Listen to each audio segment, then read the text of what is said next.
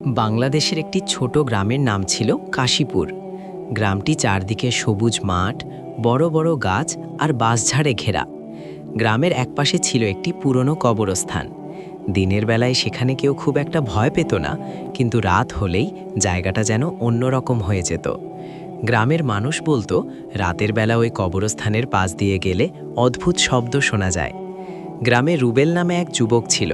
সে একটু সাহসী স্বভাবের ছিল এবং এসব ভূতপ্রেতের গল্পে সে বিশ্বাস করত না।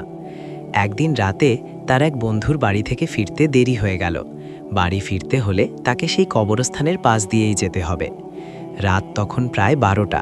চারদিকে নিস্তব্ধতা, শুধু দূরে কোথাও ঝিঝি পোকার শব্দ শোনা যাচ্ছে। রুবেল ধীরে ধীরে কবরস্থানের পাশ দিয়ে হাঁটছিল। হঠাৎ সে লক্ষ্য করল, কবরস্থানের ভেতর থেকে যেন হালকা সাদা কুয়াশার মতো কিছু উঠছে। সে একটু থেমে তাকালো। প্রথমে ভাবল হয়তো চোখের ভুল, কিন্তু কয়েক সেকেন্ড পর সে দেখল একটা ছায়া মূর্তি কবরের পাশে দাঁড়িয়ে আছে। মূর্তিটা যেন ধীরে ধীরে নড়ছে। রুবেলের শরীর কাঁপতে শুরু করলো। সে নিজেকে বুঝালো এটা হয়তো গাছের ছায়া। কিন্তু হঠাৎ কবরস্থানের ভেতর থেকে যেন মাটিতে কিছু টানার শব্দ এলো। শব্দটা ধীরে ধীরে তার দিকেই আসছে। ভয়ে তার বুক ধড়ফড় করতে লাগলো। ঠিক তখনই সে শুনতে পেল খুব মৃদু একটা আওয়াজ, যেন কেউ ফিসফিস করে কিছু বলছে। রুবেল আর সাহস পেল না। সে দৌড়ে বাড়ির দিকে চলে গেল।